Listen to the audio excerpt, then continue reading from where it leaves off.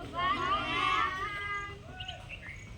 सभी को विदित है कि 21 जून को अंतर्राष्ट्रीय योग दिवस पूरे विश्व में बड़ी धूमधाम से हर्षोल्लास के साथ मनाया जाता है। तो आज हम यहाँ पे इसी विश्व योग दिवस के उपलक्ष्य में यहाँ पे सभी बच्चे एकत्रित हुए हैं और आज मैं आपको कुछ योग के बारे में बताऊंगी कि योग क्या है, योग की हिस्ट्री क्या है और योग प्राणायाम करने की बेनिफिट्स क्या क्या हैं। तो आज मैं इस विषय में आपको कुछ बताऊंगी, तो सुनिएगा। सबसे पहले तो जानते हैं कि योग क्या है। तो योग का सीधा सीधा मतलब है कि योग मतलब जोड़ना, एकजुट होना, मिलाना। योग संस्कृत की युज धातु से बना हुआ है जिसका अर्थ होता है जोड़ना, जुड़ना, एकजुट होना या मिलाना।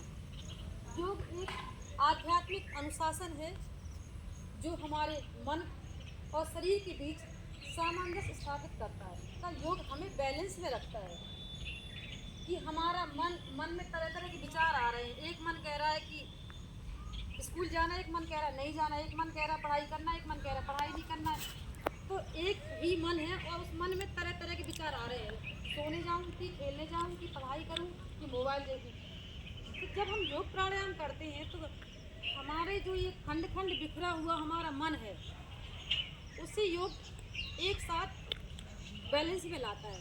मन संकल्प लेता है कि नहीं नहीं हमें अभी पढ़ाई करना है, हमें पढ़ाई करना ही हमारे लिए उचित होगा। तो योग का मतलब है जोड़ना।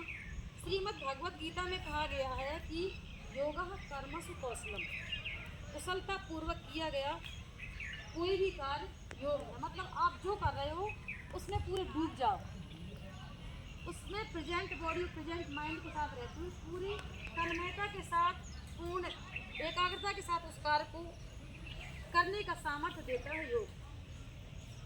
योग जिस प्रकृति से, जिस नेचर से हम उत्पन्न हुए हैं उसमें मिल जाना, उसके साथ में रहना ही योग है। जैसे महर्षि पतंजलि ने अपने योग सूत्र में कहा है कि योगस्य चित्त वृत्ति निरोधा, चित्त की वृत्तियों का निरोध। चित्त मतलब हमारा मन। हमारे मन में जो तरह तरह के विचार उठते हैं उन सबको का बैलेंस में लाना, उन सब में मान लीजिए कि मन कर रहा है कि हंसते जाए और समय हंसने का नहीं है, शांत बैठने का समय है। मन कर रहा है कि खेलना ही खेलना है, पढ़ना नहीं है। मन कर रहा है पढ़ना ही पढ़ना है, खेलना नहीं है। मन कर रहा है सुबह जागना नहीं, सोने रहना है। तो जो हमारे मन में अच्छे बुरे जैसे विचार आ रहे हैं वो विचार हमारे बैलेंस में नहीं है, वो उसी में रहना चाहते हैं। तो योग क्या करता है? योगस्य चित्त वृत्ति निरोधा। योग हमारी चित्त की जो वृत्ति है, चित्त का, हमारे मन का जो स्वभाव है, मन की जो चंचलता है, उसे बैलेंस में रखता है क्या? योग। तो ऐसे तो योग का जो अर्थ है बहुत ही विशाल है। योग एक अथाह समुद्र है, योग एक प्रयोग है, योग एक विज्ञान है। योग कहता है कि आप प्रयोग विज्ञान की तरह है। जैसे विज्ञान प्रयोग करता है फिर सिद्ध करता है, ऐसे योग है। पहले आप प्रयोग करके देखिए, आसनों को करके देखिए, प्राणायाम को करके देखिए और फिर उसके लाभ है। तो योग एक प्रयोग है, योग जीवन जीने की कला और विज्ञान है। तो योग की हिस्ट्री के बारे में जानेंगे कि योग की उत्पत्ति कब हुई, योग का विकास कैसे हुआ। तो ऐसा माना जाता है कि मानव के उत्पन्न होने से पहले, मतलब मानव का जन्म होने से पहले, मानव सभ्यता होने से पहले से ही योग किया जा रहा है। जब से मनुष्य नहीं था धरातल में तब से योग किया जा रहा है। आज से करीब 10,000 पहले से ही योग किया जा रहा है। पहले योग खंड खंड बिखरा हुआ था, जानवरों में आकृतियाँ योग की, पेड़ों में इस तरह से योग की आकृतियाँ हुआ करती थी। तो योग का जो योग के प्रथम गुरु जी हैं, योग के जो आदि गुरु जिनको कहेंगे, जिनको प्रथम गुरु पहले गुरु कहेंगे, वो हैं आदि योगी शिव जी। शिव जी क्या था, एक बार की ऐसी जनश्रुति है कि शिव जी हिमालय में कांत सरोवर झील है, उस झील के पास शिव जी तपस्या कर रहे थे, सालों से बैठ तपस्या कर रहे थे। बहुत से लोग आ रहे थे और उनको देखते थे कि बैठे, ये तो हिल डुल भी नहीं रहे, बड़े शांत बैठे हैं। चले गए, 1 घंटे 2 घंटे 1 दिन 2 दिन देखते रहे, उनमें कोई मूवमेंट नहीं हो रहा, वो चले गए। लेकिन जो सप्तऋषि थे और उसमें से शेषनाग, मत्स्यनाग और जो सप्तऋषि थे वो वहाँ पे बैठे रहे और उनके मन में आया कि कोई तो ऐसी बात है कि कोई व्यक्ति इतनी देर तक एक ही स्थिति में कैसे रह सकता है, कोई विशेष बात होगी तभी ये जो है इतना टाइम हो गया एक स्थिति में ऐसे बैठे हुए हैं। तो हम तो तब तक यहाँ रहेंगे जब तक इनकी आँख नहीं खुल जाए, जब तक हम इनकी बॉडी में कोई हलचल नहीं देख लेंगे तब तक हम यहीं बैठे रहेंगे।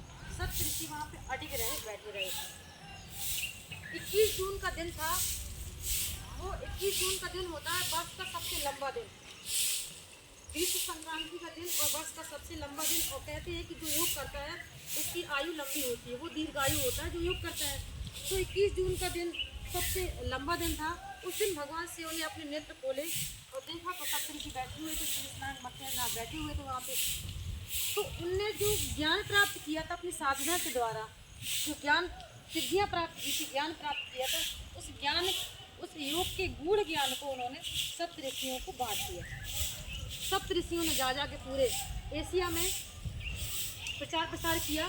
जो अगस्त ऋषि थे उन्होंने भारत में योग का प्रचार प्रसार किया। तो योग की जो नींव है, योग की जो जड़ है वो है भारत में। तो इस तरह से योग प्रचारित प्रसारित हुआ, फलीभूत हुआ। तो इसीलिए 21 जून का दिन ही सुनिश्चित किया गया है इंटरनेशनल योगा डे के लिए। उसका यही रीज़न है कि उस दिन बीज संक्रांति और वर्ष का सबसे लंबा दिन होता है। फिर ये जो योग खंड खंड बिखरा हुआ था, तो शेषनाग के जो अवतार हैं महर्षि पतंजलि, उन्होंने इसको एक व्यवस्थित रूप दिया। एक होता है स्टार्ट कहाँ से करें भाई, किसको पहले करें किसको बाद में करें, ये नहीं था किसी को मालूम।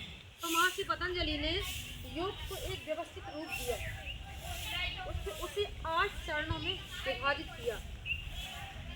उनकी पुस्तक है, महर्षि पतंजलि की पुस्तक है पतंजलि योग सूत्र। उसमें अष्टांग योग के 8 सूत्र हैं, अष्टांग योग सूत्र। उसमें पहला है यम, दूसरा नियम, तीसरे नंबर में आता है आसन, चौथे में प्राणायाम आता है, 5वें में प्रत्याहार, फिर धारणा, फिर ध्यान, फिर समाधि। इस तरह से महर्षि पतंजलि ने इसको व्यवस्थित रूप दिया। फिर धीरे धीरे योगाचार्यों ने इसको और ज़्यादा आगे बढ़ाया और मोडिफाई किया, आगे बढ़ाया और इस योग को घर घर तक, जन जन तक पहुंचाया, जिसे आज हम सभी बड़े ही सहज, सुलभ, सरल तरीके से कर सकते हैं। योग करने से क्या, इसके बहुत सारे बेनिफिट्स हैं। योग करने से इस योग हम करते हैं तो हमारे अंदर ऊर्जा का स्तर बढ़ता है, हमारा एलाइनमेंट अच्छा होता है, थकान दूर होती है, आलस्य दूर होता है, इम्यूनिटी पावर स्ट्रांग होता है योग प्राणायाम करने से। तो इस तरह से आपका IQ लेवल भी बहुत, स्मरण शक्ति बहुत ही तीव्र हो जाती, कंप्यूटर से भी ज़्यादा तीव्र होती है अगर आप रोज योगाभ्यास और प्राणायाम करते हैं। और इसके करने से इसके महत्व हर क्षेत्र में महत्व है, खेल के क्षेत्र में, पढ़ाई के क्षेत्र में, आर्थिक क्षेत्र में, आध्यात्मिक क्षेत्र में, सामाजिक, पारिवारिक, सभी क्षेत्रों में इसका विशेष महत्व है। तो इस तरह से सभी नए योग के बारे में जाना और इस तरह से योग प्रारंभ करते रहें, स्वस्थ रहें।